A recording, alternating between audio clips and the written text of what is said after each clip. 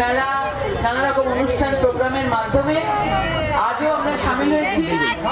সবাইকে এটাই বলবো যে আগামী লোকসভা নির্বাচন, এবং সবাই জানেন যে এই নির্বাচন নরেন্দ্র মোদীজি প্রধানমন্ত্রীর নির্বাচন। তৃতীয়বারের জন্য প্রধানমন্ত্রী হচ্ছেন নরেন্দ্র মোদীজি। এইবার 400 পার। সবাই বলেছে বাংলা থেকে 35টা আসন নরেন্দ্র মোদীজিকে আমরা উপহার দেব। আর সবচেয়ে খুশির খবর, কিছুক্ষণ আগেই আমাদের পুরো দেশ জুড়ে চালু হয়েছে সিএএ। আপনারা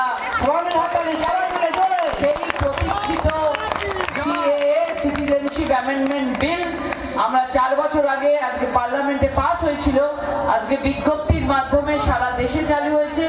আমাদের যারা আফগানিস্তান, পাকিস্তান, বাংলাদেশ থেকে যারা আমাদের সংখ্যালঘু মা বোনেরা, হিন্দু, আমাদের পার্সি, আমাদের জৈন, অনেক যারা রয়েছেন, তারা আজকে এখানে যারা এসেছেন, উদ্বাস্তুরা যারা এসেছেন, আজকে ওইখান থেকে যাদেরকে তাড়িয়ে দেওয়া হয়েছিল, ওইখান থেকে ঘর বাড়ি ছেড়ে দিয়ে আপনারা এক কাপড়ে যারা চলে এসেছিলেন এইখানে, আজকে তাদের নাগরিকত্ব দেওয়ার পদ্ধতি শুরু হলো।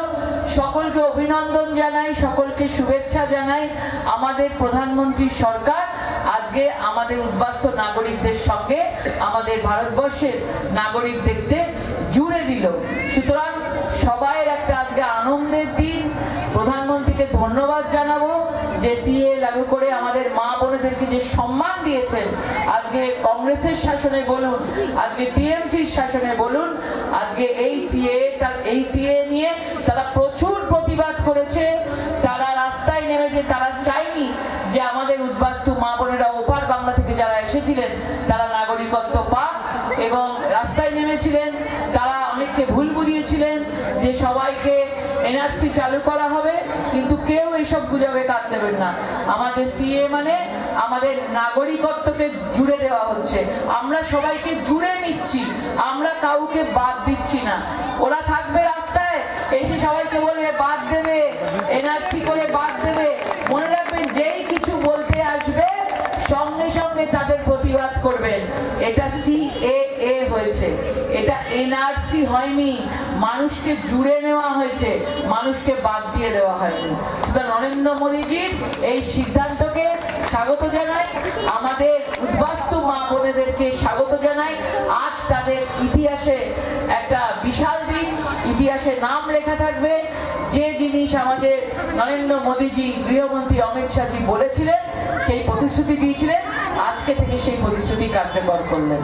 সবাই ভালো থাকুন, সবাই একসাথে বলুন ভারত মাতা কি, ভারত মাতা কি, জয় শ্রীরাম, জয় জয় শ্রীরাম, জয় জয় শ্রীরাম। ধন্যবাদ। পলিটিক্যাল স্টান্ট নাকি? এটা ধন্যবাদ জানাবো। দীর্ঘদিনের প্রতীক্ষার অবসান হলো। 4 বছর আগে বিল পাস হয়েছিল, আজকে বিজ্ঞপ্তি জারি হলো।